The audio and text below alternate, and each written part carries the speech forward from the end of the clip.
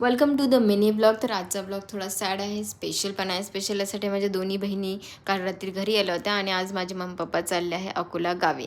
तर इथून पप्पांना आम्ही कॅच केला एक्झरसाईज करताना.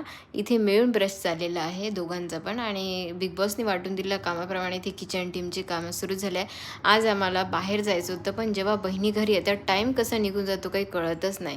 डुगूने डिसाईड केलं होतं की आज पिंकू मामाला परेशान करायचं. त्याचं सारखंच चाललं होतं, तो काही ना काही फेकत होता. इथे मम्मीने लड्डू बनवायला घेतले तर डुगूसुद्धा आला.